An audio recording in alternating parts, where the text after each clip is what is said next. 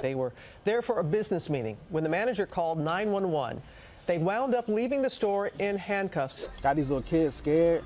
This lady's following us. A babysitting job taking an unexpected turn for Corey Lewis. All because I got two kids in the backseat that do not look like me. Video of her complaining about a little girl selling water bottles went viral. Hi, I'm having someone that does not have a vendor permit that's selling water across from the ballpark. From the golf course, to depositing a check in the bank, to babysitting, to brushing past with a backpack, to barbecuing, to waiting at Starbucks. Let's just say it would be a tougher game to find something people like me do every day that a black person hasn't had the cops called on them for than not. No, I want the cops here right now. Video shot Wednesday outside a Brooklyn convenience store Sexually assaulted by a child. has become the latest focus of outrage over alleged racism. Yes, 2018 has been quite the year. We've made some good decisions as a country. Yes, there are some. There's that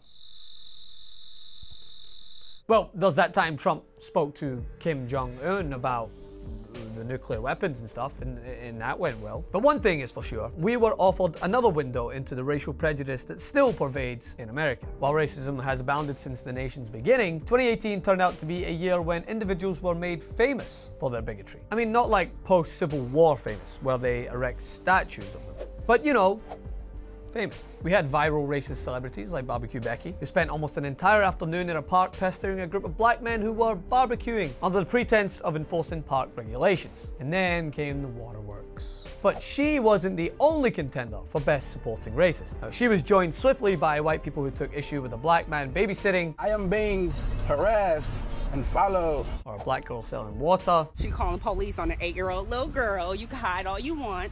The whole world gonna see you, boo. And here's the thing, while many people poked fun at these events, offering sometimes funny nicknames and memes, there is an underlying severity that has to be addressed. A severity that is exemplified when someone like Jamel Robertson came face to face with a police officer who arrived at the scene of a mass shooting and instantly took Jamel's life, despite him being the hero. Or E.J. Bradford, who was shot in the back after officers responded to a mass shooting at an Alabama mall. When you immediately resort to calling the police on a person of color using 911 as some customer service, you're not only wasting police time, which maybe in 2019 we should make punishable by law, but you are likely putting an innocent person's life in jeopardy. This instinct among some people to wield police as a weapon against people of color is a dangerous trend that we must all look to combat going into the new year. Can't be laughed off or turned away from. And by the way, if your response is to say, well, what are we supposed to do? Not call the cops when I feel uncomfortable?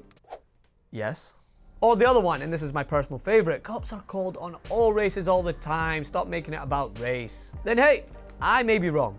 Maybe the same things are happening to white people all over the country. But if that's the case, come show me. Come over to my Instagram, tag me at Francis M. Maxwell, and send me the links to stories about this happening to those Americans having the police called on them for simply living their lives. But you should set aside a few hours to do the research, as I think you'll be digging for a while. In all honesty, I truly have high hopes for 2019. We have some young, progressive, hungry members of Congress pushing for legislation to protect things like our environment. We have the primaries approaching, so we can all look for a candidate that will maybe allow us to sleep a little easier without waking up to a 5 a.m. tweet frenzy from the man-child-in-chief. And maybe, just maybe, we can speak out more against the prejudice our fellow citizens face and all be allowed the freedom and liberty that the Constitution promises all. For more on this, come over to my Instagram at Francis M. Maxwell. You can become a member at tyt.com/Francis. Did you like this video? Then great. Never miss another breakdown video by hitting the subscribe button below and ring the bell to get notified whenever we publish a new video.